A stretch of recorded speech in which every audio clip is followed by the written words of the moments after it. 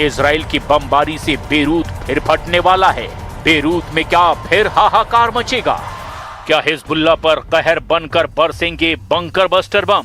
Lebanon पर Israel के जून वाले कहर का बड़ा सिग्नल मिलने लगा है। तो क्या भयंकर हमले के साथ लेबनान पर टूटेगा जून कहर? और अब शामत आने वाली है हिजबुल्लाह के नए चीफ नईम कासिम की, जिसको खत्म करने की गारंटी इजराइल के प्रधानमंत्री नेतन्याहू ने दी है। इजराइल के दुश्मनों की अकड़ ढीली नहीं पड़ी है। हमास, हूथी और हिजबुल्लाह सही मौके के इंतजार में हैं, मगर नेतन्याहू की सबसे बड़ी टेंशन सीरिया के सर्वे सर्वा अहमद अल शरा उर्फ कमांडर जुलानी हैं। तुर्की के राष्ट्रपति एर्दोआन के खासम खास कमांडर जुलानी सीरिया से इजराइल को भगाने का मिशन ऑन कर चुके हैं। कमांडर जुलानी के कट्टर लड़ाकों का पावर शो जब शुरू होगा, तब इजराइल आखिर क्या करेगा? अगर इस गठबंधन को ईरान के लड़ाका फोर्स ने ज्वाइन कर लिया, तब नेतन्याहू के पास बचने के सभी रास्ते बंद हो सकते हैं। हिजबुल्लाह और हूथी का डेडली गठबंधन इजराइल की मुश्किलें बहुत ज्यादा बढ़ा सकता है।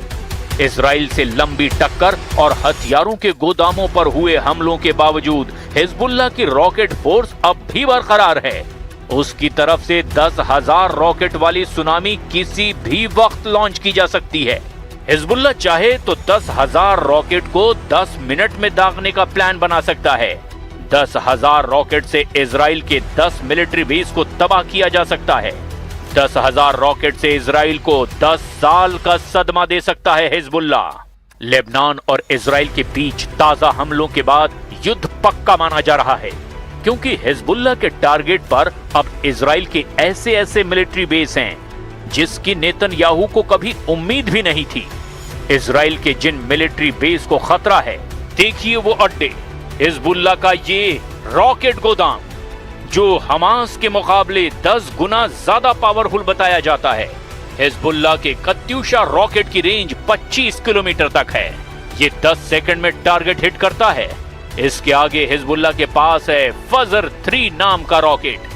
रेंज है इसकी 45 किलोमीटर, टारगेट पर 35 सेकंड में पहुंचता है। हिजबुल्लाह के पास है फजर 5 रॉकेट, इसकी रेंज है 75 किलोमीटर, टारगेट पर यह 50 सेकंड में फटता है। हिजबुल्लाह के पास है खैबर रॉकेट, इसकी रेंज है 100 किलोमीटर, ये टारगेट पर 75 सेकंड में फंसता है। हिजबुल्लाह के पास है ज़िलज़ाल 2 रॉकेट, इसकी रेंज 200 किलोमीटर बताई जाती है। इसमें 600 किलो विस्फोटक फिट किया जा सकता है और ये 120 सेकंड में टारगेट पर पहुंच जाता है। यानी हिजबुल्लाह का रॉकेट का गोदाम पूरे इजराइल को कवर करता है। इसमें इजराइल का हर शहर रेंज में है। हिजबुल्लाह को रोकने के लिए लेबनान बॉर्डर पर इजरायली टैंक एक्टिव कर दिए गए हैं, ताकि रॉकेट अटैक के खिलाफ अगर कोई बड़ी कार्रवाई करनी पड़े तो इजराइल की टैंक ब्रिगेड फौरन एक्शन ले। हिजबुल्लाह के रॉकेट को लेकर बड़ा खतरा उत्तरी इजराइल में ज्यादा है, क्योंकि यहां पर हिजबुल्लाह के छोटी दूरी के रॉकेट पहले ही कहर मचा चुके हैं।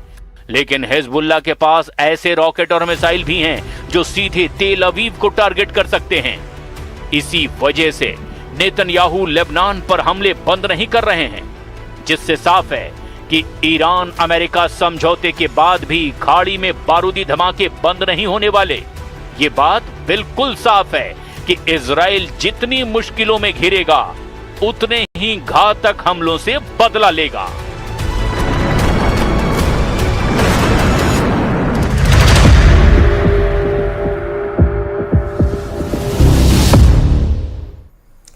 और ट्रंप की ईरान को नई चेतावनी, समझौते पर तनाव बढ़ा है, बमबारी की धमकी से हलचल पैदा हो गई है। इजराइल ने लेबनान पर हमला किया, ईरान ने जवाबी चेतावनी दी, मध्य पूर्व में संकट गहरा गया है। जंग के बीच जेलेंस्की G7 की बैठक में शामिल होने फ्रांस पहुंचे, जहां उन्होंने ट्रंप से मुलाकात की। ट्रंप ने जेलेंस्की को पुतिन से समझौता करने की सलाह दी। उधर G7 की बैठक में रूस पर नए प्रतिबंध और यूक्रेन की मदद पर सहमति बनी है। इस बीच रूस ने जापोरिजिया में बड़ा हमला कर दिया, जबकि यूक्रेन के ड्रोन हमलों से मॉस्की की रिफाइनरी में आग लग गई।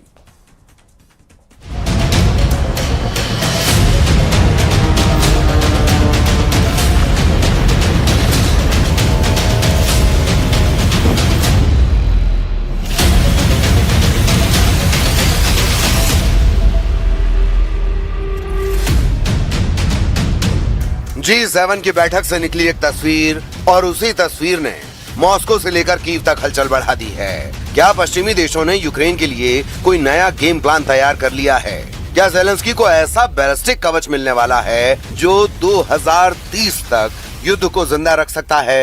और क्या पुतिन के सामने अब सिर्फ दो रास्ते बचेंगे, समझौता या फिर और बड़ा युद्ध?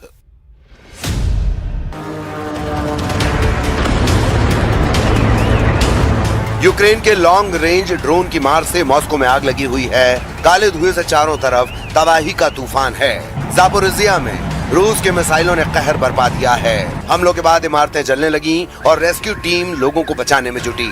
उधर जंग के बीच G7 के मंच पर रूस यूक्रेन जंग पर चर्चा हो रही है। G7 के नेताओं ने यूक्रेन के एयर डिफेंस को और मजबूत बनाने पर जोर दिया है। यूरोपियन यूनियन और G7 की ताकत से क्या ज़ेलेंस्की 4 साल और जंग में टिके रह पाएंगे, या पुतिन यूरोप की मदद पहुंचने से पहले ही यूरोप पर परमाणु गोला दाग देंगे?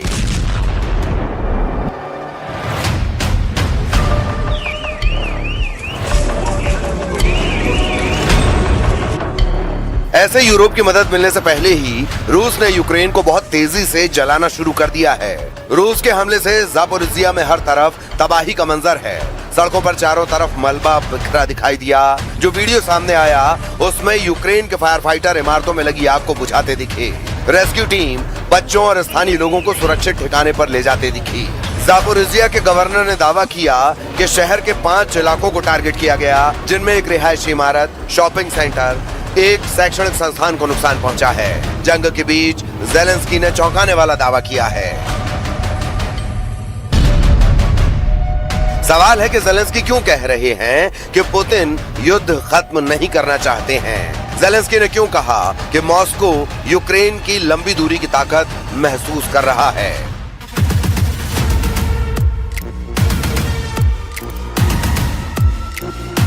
और इन दावों के साथ ही ज़ेलेंस्की ने सोशल मीडिया पर एक वीडियो शेयर किया और रूस के अंदर तक हमले की जानकारी दी। यूक्रेन का दावा है कि उनकी फोर्सेस ने मॉस्को को टारगेट किया और 500 किलोमीटर दूर एक ऑयल रिफाइनरी को निशाना बनाया गया है। ज़ेलेंस्की ने इस ऑपरेशन के लिए यूक्रेन की सुरक्षा एजेंसी, स्पेशल ऑपरेशन फोर्सेज और मिसाइल यूनिट की तारीफ की है। ज़ेलेंस्की ने कहा कि रूस को युद्ध के दबाव का अहम हिस्सा है।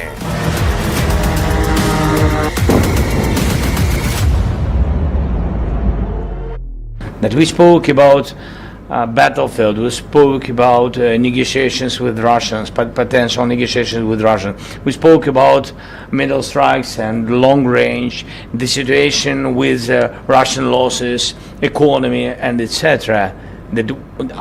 Good news, first of all, that yes, Putin has to stop this war, and I have unanimity from all the leaders and EU presidents. So we had the unanimity that Russia is not winning and losing a lot of people.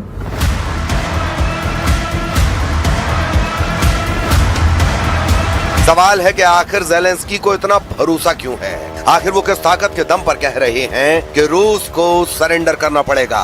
Europe की सबसे ताकतवर अर्थव्यवस्थाओं और G7 देशों से मिल रहे समर्थन ने कीव का आत्मविश्वास बढ़ा दिया है। फ्रांस में हुई बैठक के दौरान यूक्रेन की सुरक्षा को लेकर कई बड़े संकेत मिले। एयर डिफेंस से लेकर लंबी दूरी की क्षमता और सैन्य सहयोग तक पश्चिमी देश बार बार यही संदेश दे रहे हैं कि यूक्रेन को अकेला नहीं छोड़ा जाएगा।